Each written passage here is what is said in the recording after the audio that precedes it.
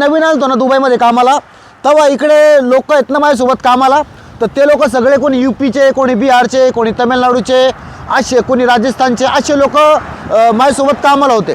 तर काही लोक मला काही समजायचे की मी मद्रासी आहे म्हणून, म्हणजे चेहरा बघून ना मला असं त्यांना वाटायचं की तमिळवाला म्हणून कॅप्चर करतात इकडे लगेच लोक. आणि मग मी जेव्हा त्यांना सांगायचो ना की मी मुंबईचा आहे, मी महाराष्ट्राचा आहे, तर तेव्हा ते लोक काय म्हणायचे, महाराष्ट्र का आदमी तो काम ही नहीं करता है, महाराष्ट्र का आदमी यहाँ पे क्यों आया, महाराष्ट्र में इतना काम है. काही रमरम मंडळी, हरणमध्ये जय शिवराय, जय भीम. भावना व्हिडिओला पूर्ण बघा.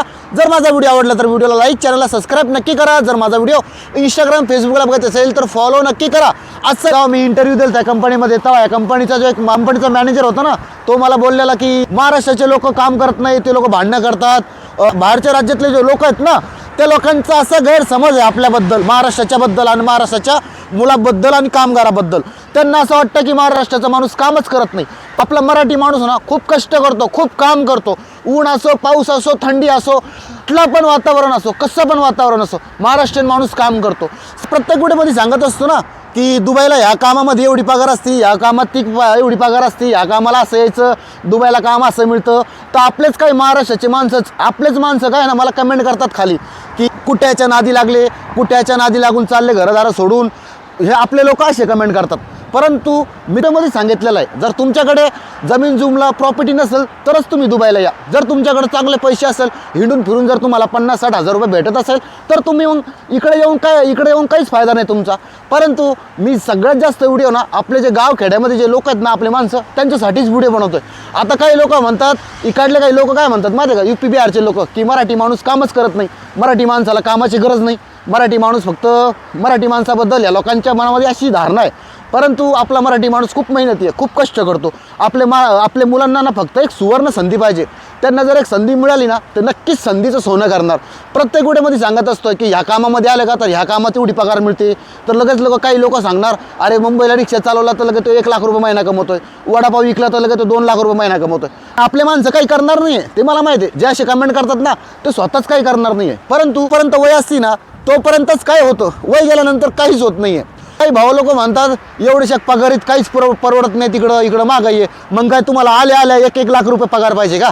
इथं येऊन कम से कम 2-4 महिने काम करून तर बघा ना. जर तुम्हाला कसं यायचं असतं, भरपूर व्हिडिओमध्ये सांगितलेलं आहे, कुठल्या कामात किती पगार आहे भरपूर व्हिडिओमध्ये सांगितलेलं आहे. तर तुम्ही विचार करून बघायला पाहिजे की हां म्हणजे आपल्याला परवडतंय का. इकडं आल्यावरती तुम्हाला कोणी बांधून ठेवत नाही, तुम्हाला स्वतःच वाटलं पाहिजे की नाही एवढ्या पगारीमध्ये काय होत नाही आहे, आपण दुसरी कंपनी शोधू किंवा दुसरं काम करू किंवा दुसरीकडे कामाला जाऊ. म्हणजे भरपूर इकडे अपॉर्च्युनिटी आहे. असं नाही आहे की तुम्ही ज्या कामात आलात तेच काम करत राहा, 2 वर्षासाठी आला तर 2 वर्षच काम करा, असं काही नाही. ते तुमच्या मनावरती आहे. आता तुम्ही मुंबई पुण्याला काम करता, कंपन्यामध्ये कामं करता, किती पगार असेल, 15,000, 20,000, 18,000, 25,000 एवढीच पगार आहे ना. मग जर तुम्हाला थोडे जास्त पैसे इथं मिळाले आणि थोडं इथं तुम्ही येऊन काम केलं, मग तुम्हाला इकडे माहिती तर होईल ना भारतीय देशाची की कुठल्या कामात बाबा ह्या कामात एवढीशी पगार आहे, आपण काही दुसरं काम करू किंवा दुसऱ्या कंपनीत जाऊ.